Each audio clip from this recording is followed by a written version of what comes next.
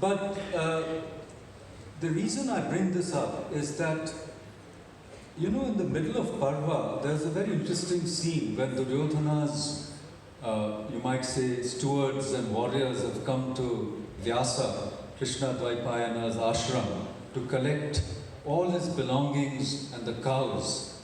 And at that time, there are two atheists who are strangers, you see.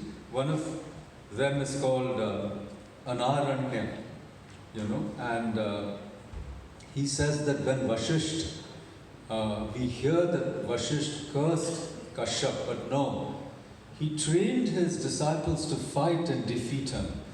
But Vyasa is unable to do that at that moment. But that's when he tells Duryodhana's lieutenant that, you see, those engaged in the acquisition of knowledge and pursuit of truth cannot be subjects of any king. In other words, there are great writers in our midst, but there also need to be great critics in order to understand these great writers. And the critic's dharma is not to be subject, as it were, you know, to the conventions and protocols and the legendary power of great writers. The critic must do his or her own dharma. Do you agree with me? Thank you. And I'll read you one more passage, this time from our Varna, where Lakshmi, who becomes Razia, she looks at her father's notes, and it's a very critical moment in the book when her character, if you remember, the Yuvaraj of the small kingdom, is actually about to witness the destruction of the Kashi Vishwanath Mandir. And Razia or Lakshmi says, you know, I would have wanted to, because she's writing a novel. Remember, she can't write history because nobody will accept her history. And she says, I would have liked my character to go and assassinate Aurangzeb at that very moment. And then she reflects and she says, you know, a historical work should express historical truths through the feelings, emotions, and characters it contains. I can't tamper with history. Or I can't trash this whole novel and write dry history like father planned to. So let me now give you my central argument.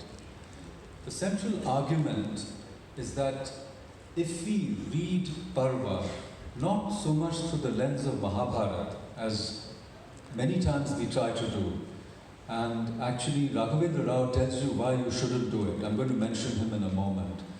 So what we do often when we read Parvah is we try to compare it with the Vyasa Mahabharata or different versions of Mahabharata. But I'm not sure that's a good strategy. I'll tell you why in a moment, quoting Raghavendra Rao. My proposal to you today, or my own critical gambit or move, is to try to read Parvah through the lens or through the perspective provided by our Varna. Okay, so that's what I'm going to do later on. I'm going to try to develop this mode of reading. It's a mode of hermeneutics, a mode of interpretation, which I think will yield rich fruits when we try to understand what Parvah actually accomplishes and what it actually doesn't accomplish, because it does not intend to accomplish that. All right? So that's the overall plan of my discussion of Parvah today. But now, let me take you back to 1994. I was in Shimla for a conference, and Raghavendra Rao ji was an old friend, a great senior friend of ours, because I had met him in Dharwad. And there was a very, should I say, a good group of academics in Dharwad in those days. In English, you had Professor Amur. Earlier, you had Professor M.K. Nayak. I went for a PhD viva. And in philosophy, you had Professor K.J. Shah. So I'm bringing in these names because, in a way, they're a part of the making of India's literary culture. So I had known Dr. Raghavendra Rao earlier, but I met him in Shimla, and I asked him, sir, like, what is the latest that you're thinking about? And he said, you know, I've translated this extraordinary book called Parvah by S.L. Bhyrappa. And do you know it? I said, no, I've heard of him, but I don't know his writings that well. And he said, you must read it. And he said it's an extraordinary work, and I don't know how I myself finished this translation. I said, what happened? He said, it's such a long book, it's the longest book in Kannada, the longest novel in Kannada. That's what Raghavendra Rao said. And then I said, how long? So he said, you must read it. So I said, how long is it? He said, it's 850 pages. I said, oh my goodness, I don't think I can read it immediately. He said, no, one day you'll read it. So I want to remember Raghavendra Rao and say, thank you, that day has arrived. The last 1 month I've been reading Parvah as well as Avarna. And I'm remembering what he said. And he also said one interesting thing to me, which is the second point I wanted to make. The first point, as I said, is if we read Parvah through the lens of Avarna, you're going to get some interesting insights, which I'll demonstrate later. The second point I'm going to make via what Raghavendra Raoji said to me is this. He said, Makarand, what do you think about sexual explicitness in literature? That was his question. I didn't understand in what context he had raised it. I said, it's all right. We don't live in a time when we are prudes. We do understand that sexuality has a deeper meaning. It has a psychological, even spiritual meaning. So I said, why did you ask? He said, I think Parvah is very explicit, especially the first half. And I said, is that a problem? And he said, I'm not sure, but sometimes I think it's not adding to the main purpose of Parvah. So here's another thought I wanted to toss out at you, because when we read great books, we must understand how to interpret some of the things that great books do. And for me, one of the great experimenters in talking about sex in literature is D.H. Lawrence. But what D.H. Lawrence does with, say, Lady Chatterley's Lover, or Women in Love, or Sons and Lovers, is actually to develop a theory of human sexuality, how essentially sexuality can be the means to self-transformation, to put it simply. And those who don't understand it, because the Victorians, it was coming out of the Victorian age, they don't understand what it means to be human. And Lawrence called it a blood religion. Sexuality is the religion of blood, because anyhow, it's a religion of vitality, and when you suppress it, you're losing your vitality. And human beings get, in some ways, like robots or machines when we don't understand it. So this is something we should bear in mind. This is my second point. Now the third point is, again, partly via Raghavendra Rao, is why we shouldn't try to compare more than what is absolutely necessary, the Mahabharata and Parvah. Beyond the point, this comparison is not going to yield results. And Raghavendra Rao has actually written about this in an essay called Myth as Modes of Human Experience, Bhyrappa's Kannada novel Parvah. This essay was published in Indian Literature, the Journal of the Sahitya Academy. Some of you must have read this essay. And it was a part of a 4-day symposium on the Mahabharata in 1987. Now, let's look at what Raghavendra Rao says for a moment. He says, a myth like Mahabharata is actually not just a myth, it's actually a meta-narrative of a myth. In other words, it's a huge compendium of the resources of an entire civilization. Now, as Raghavendra Rao says, that a myth is not the product of one individual. Whereas Parvah has one individual writer, S.L. Bhyrappa. But Mahabharata is a product of several minds, in fact of a whole civilization. It's a collective product of a society or community and it has historically evolved over long stretches of time and embodies the collective experience of an entire civilization. So, Mahabharata, in that sense, combines itihasa, what we call history, so it happened, with something that is more than history, okay?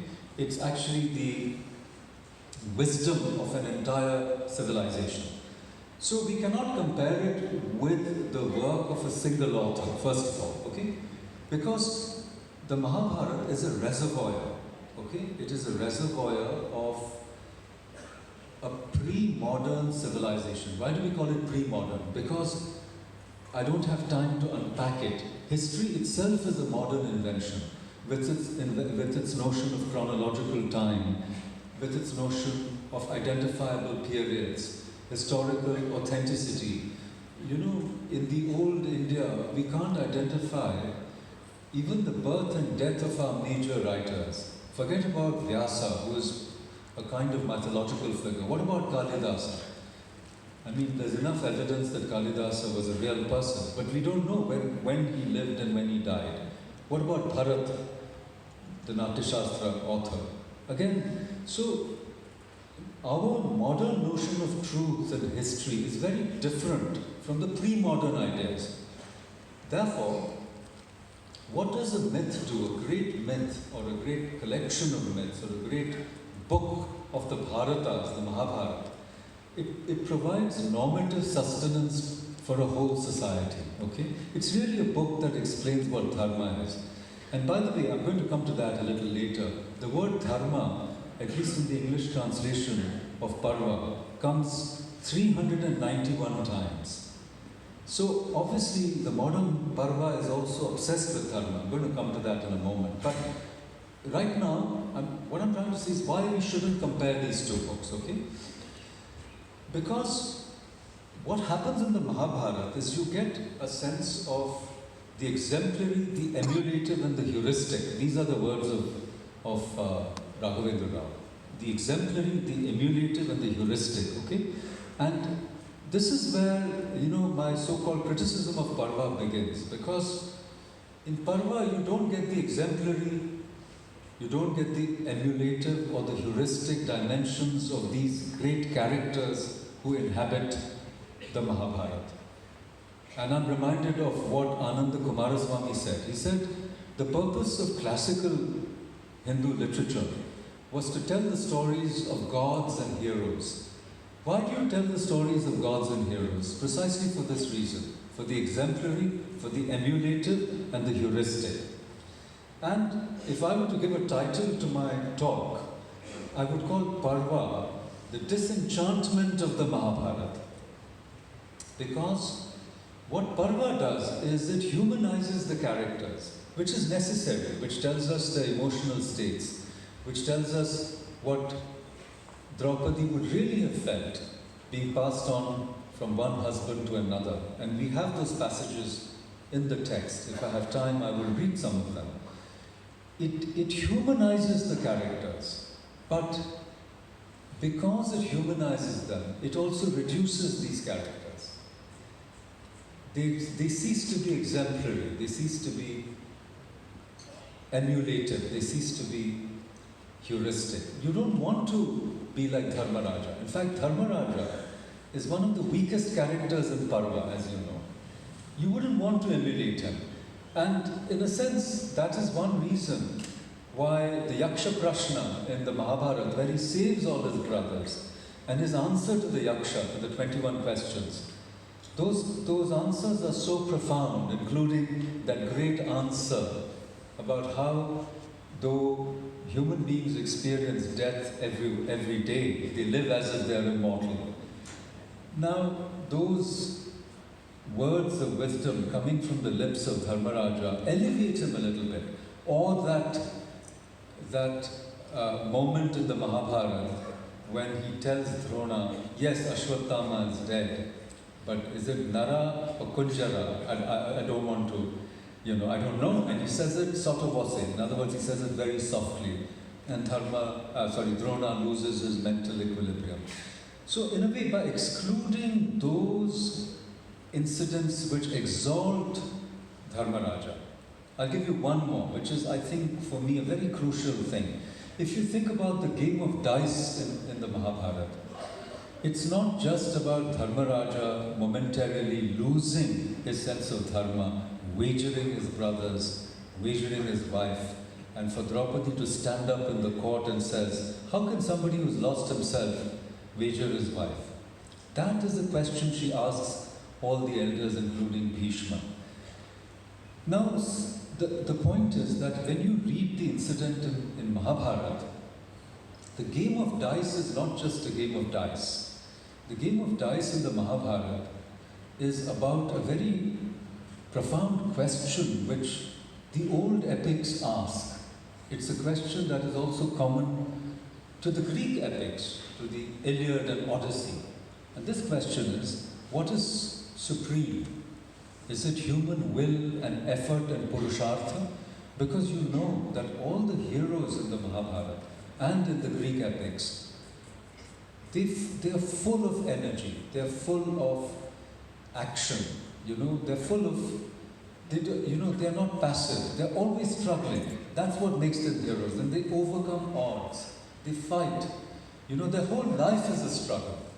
And the point about these heroes is they teach you that life is not a bed of roses, and when there is a sankata, a dharma sankata, you have to stand up in your Kurukshetra, in that dharma kshetra and Kurukshetra, and pick up your bow and arrow, whether it's metaphorical or real, and you have to fight. To be human means to fight, okay?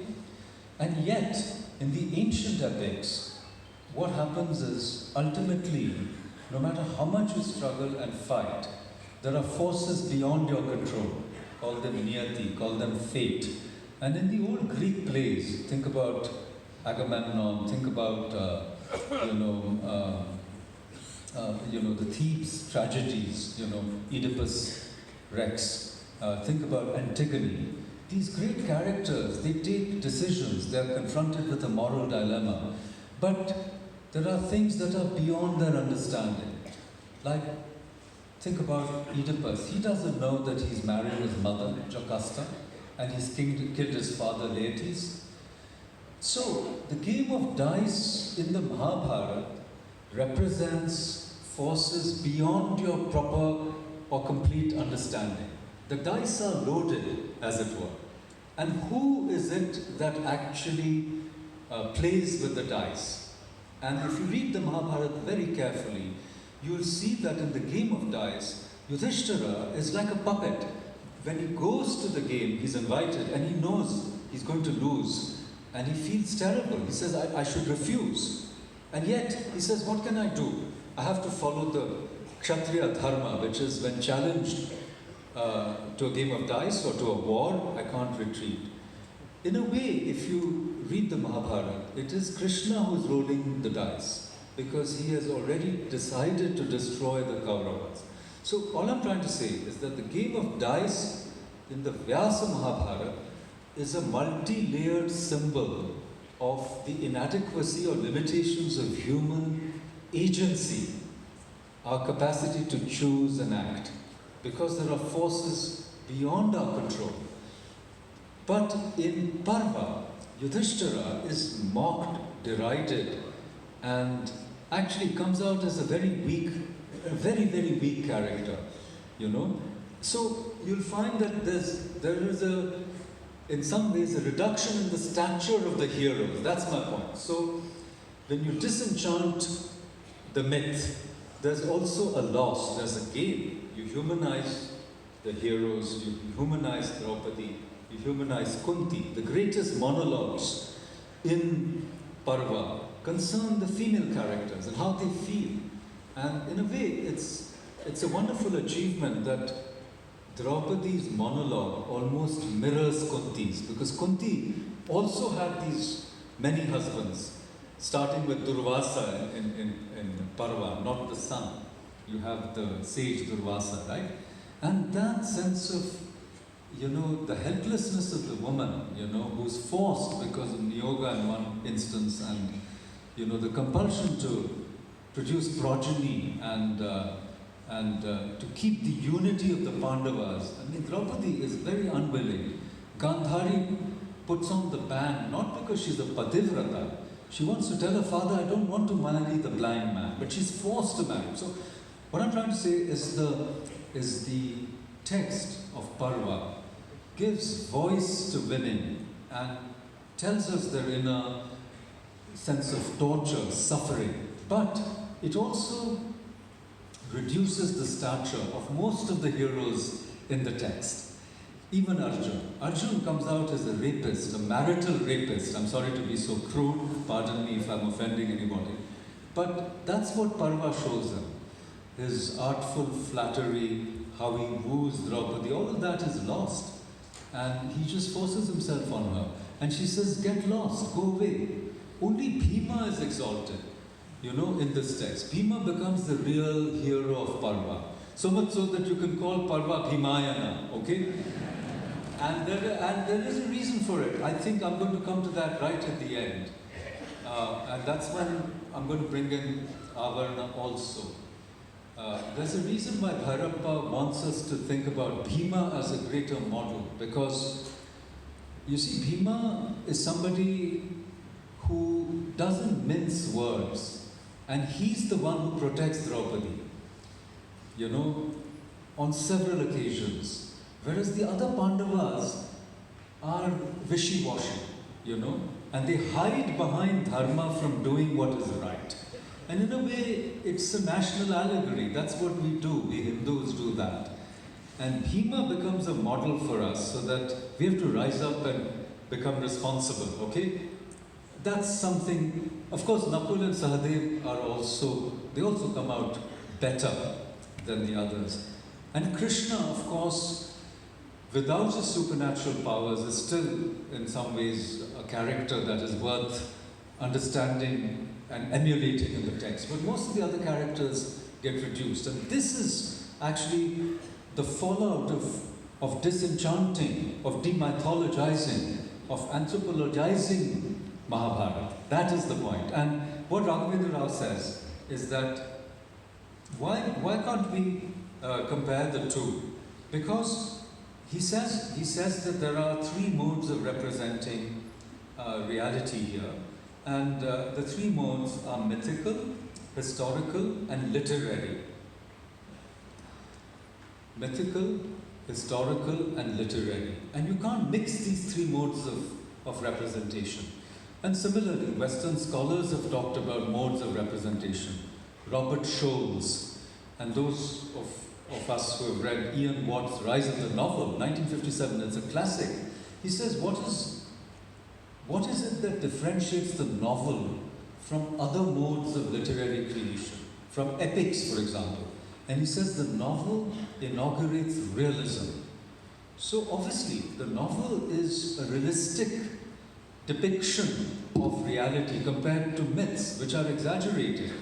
And there's a wonderful scene when Sanjaya is reprimanded by Vidura in Parvah, when he says Bhishma was like a mountain and everybody was scattered by his light. And he says, how can a man who's 120 years be like a mountain? And then Sanjaya says, look, we are bards, we are sutas, we are supposed to praise those who feed us. And Vidura says, no, tell the truth, And I think, I keep talking about this truth drive in Bhyrappa. And I think it's the truth drive of the critic in me that is, making me say some of the things I'm saying. But the point is that on the one hand, you're saying don't exaggerate, tell it as it is. But when you come to the prowess of the Devas, or the Nagas, or the Gandharvas, isn't there an exaggeration even in Parvah? Of their height, their strength, how many days they could go, without, even Arjuna can go for days without sleeping. I mean, there's a wonderful scene in the text when Krishna is telling everybody to go to sleep because you're getting deranged, take a nap, But I'm saying that on the one hand you're saying don't exaggerate, but in the interests of realism also there is some exaggeration, which a novelist is of course entitled to. But coming back for a moment, and then I'm going to move on from there. What Raghavendra Rao says is that Vyasa's Mahabharata is not about historical specificity, but universal humanity. What Bhyrappa does is he reverses that and makes Parvah about not so much universal humanity, but historical specificity. Or I should rephrase this. It is universal, but it is universal in a manner that is different from the universality of the Mahabharata. This is the point. And that difference also results in a little bit of loss. And I'm going to try to talk about that loss that comes when you disenchant the text. But the last point, and then I'm going to leave this, and he says, even Bhyrappa's own self-proclamations about the intentionality of Parvah would be open to serious questioning. This is what Raghavendra Rao says. Because there is a fundamental and epistemologically unbridgeable chasm between Bhyrappa's subjectively formulated intentions and the objective realization in the novel. So, the first point, the first thing to remember when we take off from this, why is it not very productive to look at Parvah from the lens of the Mahabharata? Because there is an epistemological chasm. These represent two different modes of representation. That's my point. And when we think about this, there's a wonderful book I want to mention to you here in the same context to make this point a little more clearly. And it's a book by Peter L. Berger and Thomas Luckman called The Social Construction of Reality. And they give 4 modes of how reality is constructed: mythology, theology, philosophy, and science. You can have more. In Jean Gebser, whom very few people know in India, he's a great Swiss-German philosopher, thinker, and the author of a book called Ever-Present Origin. And there he comes up with 5 modes of understanding reality, which are epistemological. So he says the archaic is the first mode, then the magical, the mythical, the logical, and the integral. Okay? Now, I just want you to think about this deeply, and I think there might be time in the panel discussion later to unpack some of this, because there's not enough time. Human beings go, according to him and Gebser and others, from the mythological, they progress to the scientific rational, And there's an old debate in Plato between mythos and logos. And this is an old debate where, where Plato says that, the tales of Homer and Hesiod, those are the myths. But now we have to have logos, what is rational, verifiable. In some ways, what I believe is that what Parvah does is Parvah abolishes the supernatural. It abolishes curses as ways of understanding reality.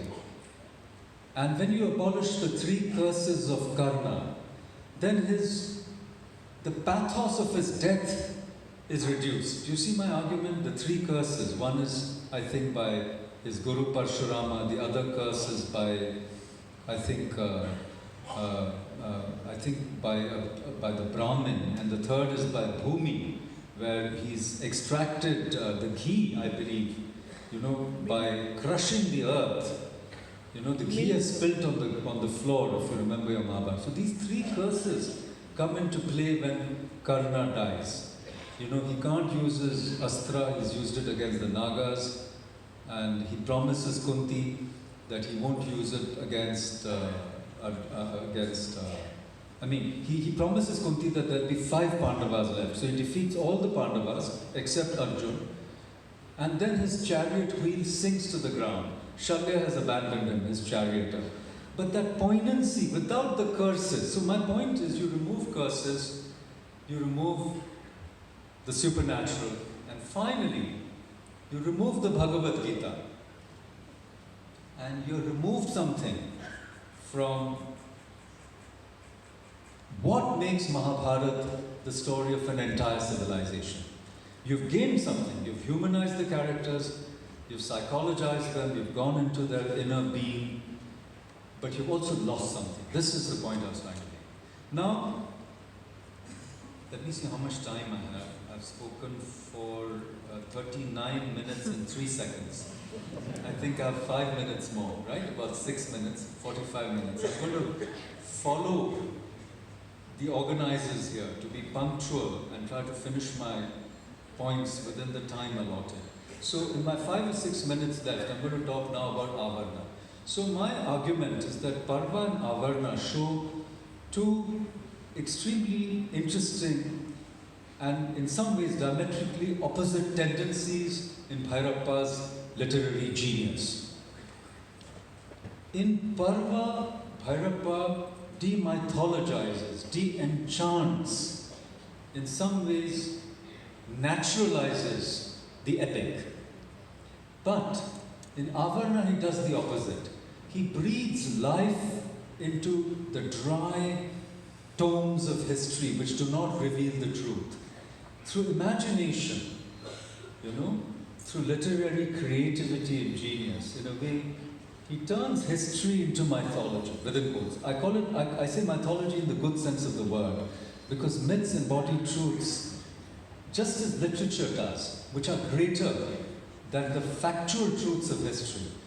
In fact, I've written a book on Swami Vivekananda and some other people, and I've argued that there's a difference between poetic truth and historic truth and spiritual truth. These are three different truths, okay? And one shouldn't contradict the other. We know that it is impossible for a person, even a very strong person, to jump, from, let's say, the shores of India to Sri Lanka, right? But we believe that Hanuman did it. Now, this belief is based on a mythopoetic truth, which is not to be taken literally. But when you literalize everything, you're also robbing something from the myth. But in Avarna, he does the opposite. What he does is that what history conceals, Avarna reveals. And this character, Lakshmi Razya, becomes a hero, somebody who, instead of writing documentaries or plays, ends up writing a novel. Because only a novel can tell the story of what happened, of this fictional character of Devgad, who accepts Islam, who is sodomized, who's castrated, who becomes a part of the harem of this, first the man who's converted him, then he goes all the way to the court of Aurangzeb, It's an extraordinary tale of imaginative reconstruction of what actually happened to India. So it shows that, and then one more thing which is very important, what Avarna does, and I don't believe, with due respect to Sandeep, that his translation is quite as good as Raghavendra Rao's. What Avarna does is it intervenes in present day reality in a manner that Parvah doesn't. I mentioned that Bhima is a hero because, in a sense, Bhyrappa wants us to emulate Bhima rather than the other characters, to stand up and fight. But it's not properly worked out as it is worked out in Avarna, because Avarna really is a head-on, take on what is happening in India, the intellectual dishonesty of the left liberals and how they've captured the literary, establishment. There's a character, the professor, who's a, I don't want to use bad words for him, but he calls Lakshmi his daughter, and then he's actually trying to hit on her, molest her, you see. And before all this triple talaq happened, Bhyrappa has already written about it, This is an extraordinary work of intervention in the present day reality. And I'm reminded of, the essay by another great living writer, Marathi writer, Bhalchandra Nemade, where he says there are three kinds of novels in India. He says there is Riti, Pratikriti and Kriti. The Riti novel is an aesthetic novel where the aesthetics of the work is more important, but it doesn't engage with society. The Pratikriti is a kind of realistic novel, it escapes into fantasy, you know. And many historical novels are just that, they're fantasies. And in some ways, you know, they reduce our engagement with reality. But according to Nemade, the novel's great forte, what is it that makes the novel such an important work of art, just as the epic was in the pre-modern times, is that the novel can give you a picture of society and also engage with it, like Dickens or Stendhal or Tolstoy, the great novels of the world, or Moby Dick. And Bhyrappa's novels are of that stature, right?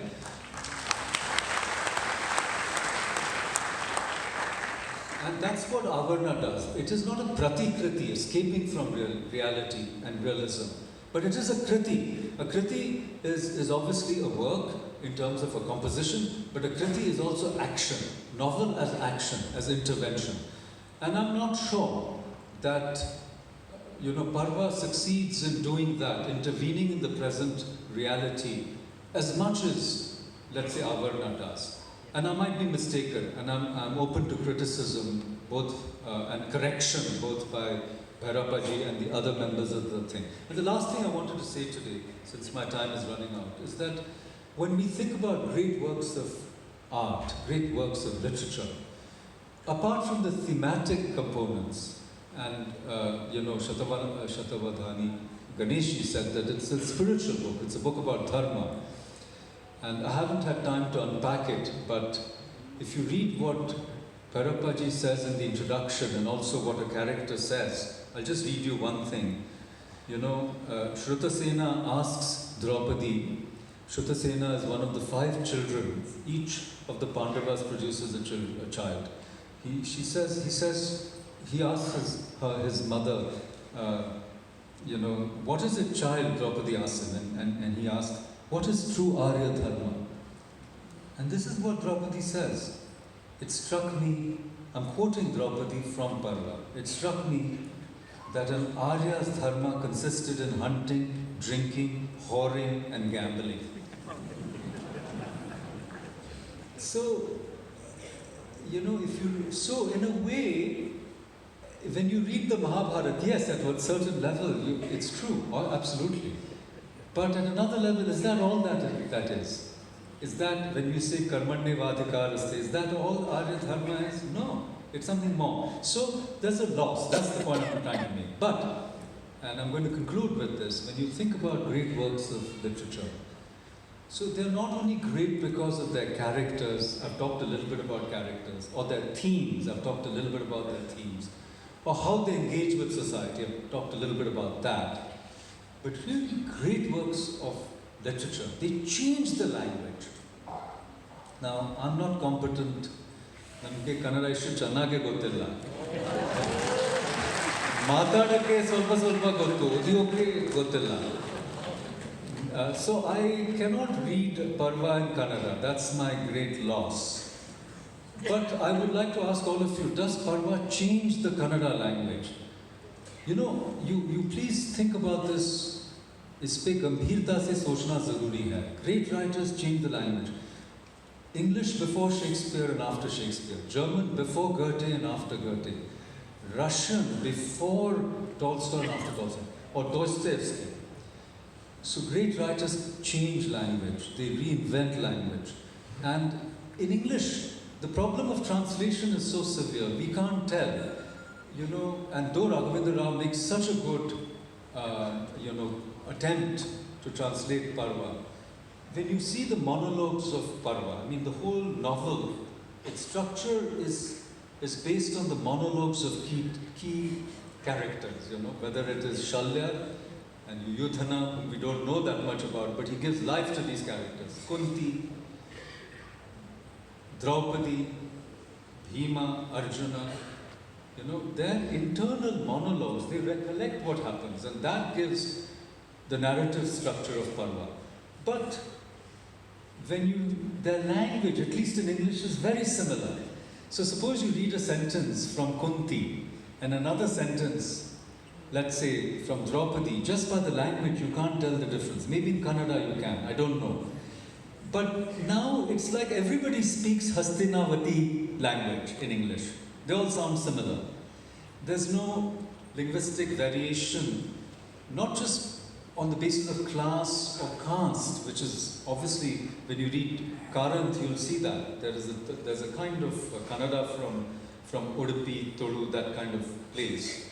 It's not just that, but the language that is true to the person's psyche, like Ulysses. When you read Ulysses, the huge, monologue, stream of consciousness, of Molly and Bloom and these characters, they're hardwired to the character. But I'm not sure. As I said, I'm not competent to judge. But I'm going to end here. Thank you all so much for your attention. Thank you, sir.